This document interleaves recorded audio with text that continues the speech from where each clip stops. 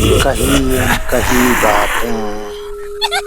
रात का सन्नाटा कई बार वो बातें कह जाता है जो दिन के उजाले में कोई नहीं सुन पाता।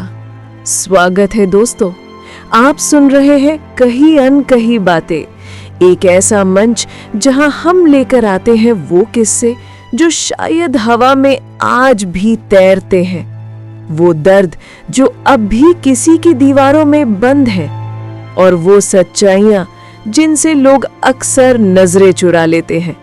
ये कहानी हमें हमारे ही एक श्रोता ने भेजी है, जिसने अपने जीवन का वो हिस्सा हमारे साथ साझा किया जो आज भी उसके भीतर गूंजता है। ये कोई फिल्म नहीं, ये किसी की जीती जागती जिंदगी का वो अध्याय है जिसे भूल जाना उसके बस में नहीं। कहानी शुरू होती है बिहार के एक छोटे जिले से, जहां से एक युवक मनोज काम की तलाश में कोलकाता आता है। उसके दो पुराने दोस्त पहले से ही एक मल्टीनेशनल कंपनी में नौकरी कर रहे होते हैं और वही उसे बुलाते हैं कि यहाँ आजा, रहना और काम दोनों का इंतजाम हो जाएगा। मनोज उम्मीदों से भरा एक छोटा सा बैग लेकर कोलकाता पहुंचता है और दोस्तों के साथ एक किराए के फ्लैट में रहने लगता है। लगभग 15 दिन वहां गुजर जाते हैं। जोश, हंसी मजाक और नई जगह का वो अजीब सा आकर्षण सब कुछ सामान्य लगता है। तीनों का नाम मनोज, करण और दीपक। दोस्ती मजबूत थी, लेकिन उन्हें नहीं पता था कि किस मोड़ पर जिंदगी एक डरावने रास्ते से गुजरने वाली है।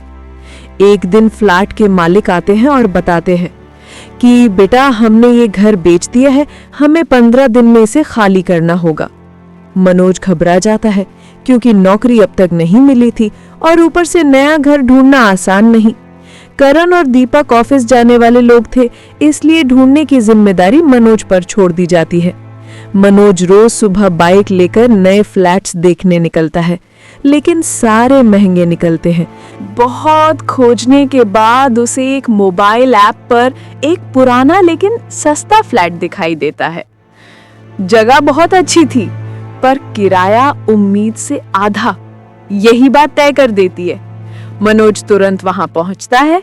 दरवाजा बंद था, ओनर नहीं था, लेकिन घर देखकर उसे लगता है कि शायद ये जगह ठीक रहेगी।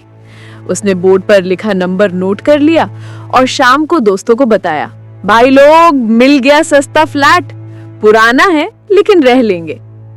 शनिवार सुबह ये तीनों वही फ्लैट देखने निकलते हैं।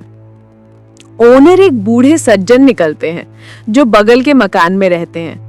वो उन्हें घर दिखाते हैं, किराया सुनाते हैं 15,000।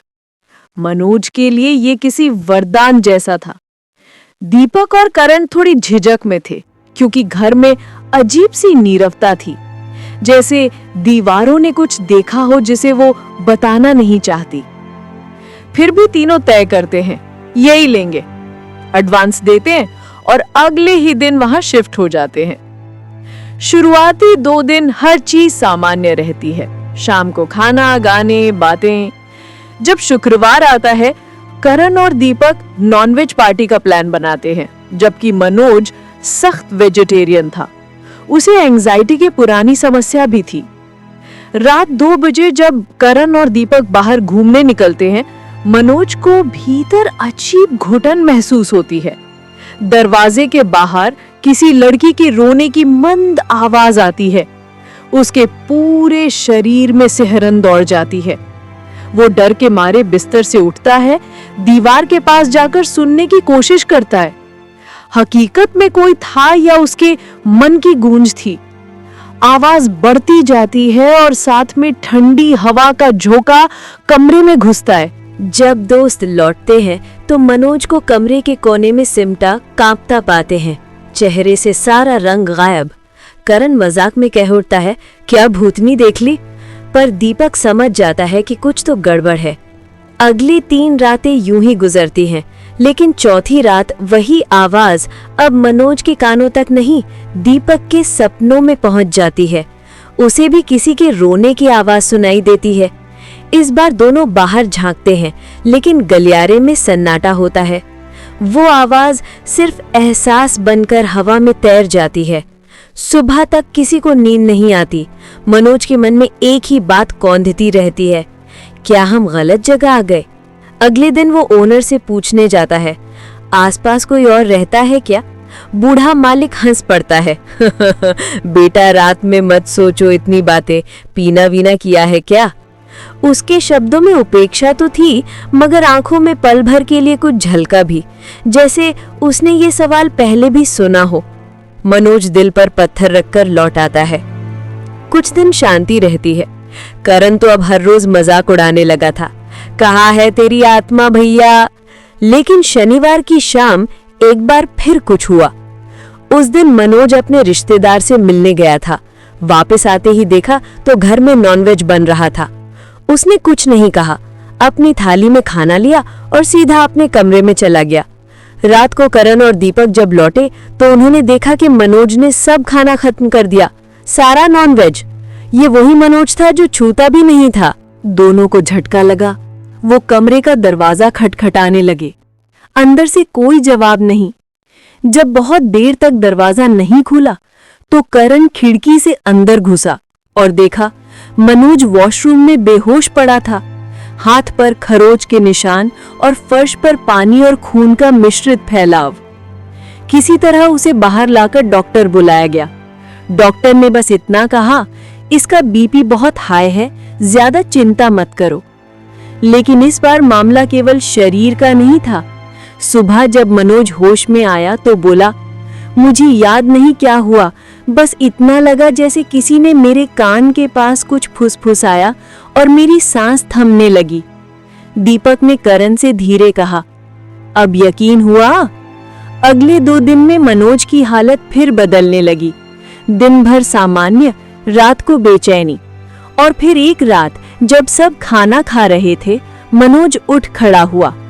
उसकी आंखों में अजीब चमक और चेहरा बिल्कुल निर्विकार। उसने जोर से कहा, तुम सब यहाँ नहीं रह सकते। एक ठंडी औरत की आवाज में जैसे कोई और बोल रहा हो। और उसी पल वो जोर जोर से उल्टी करने लगा। उसके मुंह से नीला झाग निकल रहा था। कमरे की बत्तियां एक एक कर टिमटिमाने लगी। करण ने मंत्र पढ़ने की कोशिश की, मगर शब्द उसके गले में अटक गए। दीपक ने फोन से धार्मिक श्लोक चलाए। 10 मिनट में मनोज बेहोश होकर गिर गया। सुबह उसके पिता को बुलाया गया, जो अगले दिन कोलकाता पहुंचे। उन्होंने तुरंत ओनर से मिलने की बात की। ओनर पहले शांत, फिर गुस्से में, कुछ नहीं है वहां, तुम लोगों ने बदनाम करने की ठान ली है। उन्होंने सबको बाहर निकाल दिया। मनोज के पिता ने कहा, मैं 2 दिन में लौटूंगा और इस बात का सच सामने लाऊंगा। 2 दिन बाद वो लौटे एक साधक के साथ, जो साधारण वेश में था, लेकिन उसकी उपस्थिति कमरे के तापमान को बदल देती थी। उसने आते ही कहा, ये जगह भारी है। उसने मनोज के माथे पर हाथ रखा और आंखें मूंदी। फिर बोला, यहाँ किसी युवती का दर्द है जो खुद को खत्म करने के बाद भी शांति नहीं पा सकी। वो हर उस पुरुष से घृणा करती है जो उसे धोखा देने वाले जैसा दिखता है। दीपक और करण अवाक। साधक ने चेतावनी दी, यहाँ से निकल जाओ, ये आत्मा तुम्हारे साथ खेल नहीं रही, वो अपने दर्द में फंसी है। लेकिन लालच इंसान को अक्सर खतरे में डाल देता है। तीनों ने तय किया कि पहले डिपॉजिट वापस लेंगे, फिर जाएंगे। 4 दिन निकल गए। 5वीं रात मनोज ने अपने बंधे धागे को उतार फेंका, हाथ पर ब्लेड मारा और फिर वही आवाज, तुम में से कोई जिंदा नहीं बचेगा। वो आवाज अब कमरे की हर दीवार से आ रही थी। दीपक का शरीर कांपने लगा। करण ने किसी तरह मोबाइल खोला और वही मंत्र चलाया। हवा भारी हो चुकी थी। पंखा धीमा घूम रहा था। कमरे में धुएं जैसा फैल गया कुछ और मनोज गिर पड़ा। उस रात सबने कसम खाई, सुबह तक ही घर छोड़ देंगे। जब साधक दोबारा आया और हवन कुंड बनाया, ओनर भी उपस्थित था। उसने सब देखा, फिर बोला, अब छुपाऊं भी क्या? ये वही घर है जिसमें मेरी पोती ने अपनी ज्ञान दे दी थी। उसका नाम नीलिमा था। उसने एक लड़के से प्यार किया था। जिसने धोखा दिया वो टूट गई और इस कमरे में उसे फांसी पर लटकता पाया गया। तभी से कोई चैन से यहाँ रह नहीं पाया। मैंने कई बार पूजा कराई, मगर कुछ नहीं बदला। मैं बूढ़ा हूँ, मेरे पास और कोई सहारा नहीं, इसलिए किराए पर देता रहा। लेकिन अब तुम चले जाओ, वरना मेरी लालच तुम्हें भी मार देगी। ये सब सुनकर तीनों के रोंगटे खड़े हो गए। उसी शाम उन्होंने सामान बांधा और वहां से निकल गए। दीपक और करण वहीं रहकर दूसरी जगह किराए पे शिफ्ट हो गए। लेकिन मनोज, जिसका चेहरा जैसे अब भी किसी अनदेखी छाया से धुंधला था, अगले ही ट्रेन से बिहार लौट गया। आज भी जब मनोज से कोई कोलकाता का जिक्र करता है, उसकी आंखें नम हो जाती हैं। वो कहता है, सस्ता घर कभी कभी बहुत महंगा साबित होता है। हर दीवार का एक अतीत होता है, हर कमरे में वो सांसें गूंजती हैं जो वहां कभी थम गई थीं। और अगर आपको कभी कोई फ्लैट बहुत सस्ते में मिले तो उसकी दीवारों से पूछिए, पहले यहाँ कौन था। इस कहानी का सच्चा सबक यही है कि इंसान अपनी इच्छाओं के चक्कर में कई बार ऐसी जगहों में कदम रख देता है जहां से लौटना मुश्किल होता है, और जो आत्माएं इस दुनिया में अधूरी रह गई वो उन्हें ढूंढ लेती हैं जो शायद उनसे मिलती जुलती गलतियां कर रहे होते हैं। कहीं अनकही बातें हमेशा यही कहती हैं, हर दर्द की एक कहानी होती है, हर आवाज का एक अर्थ।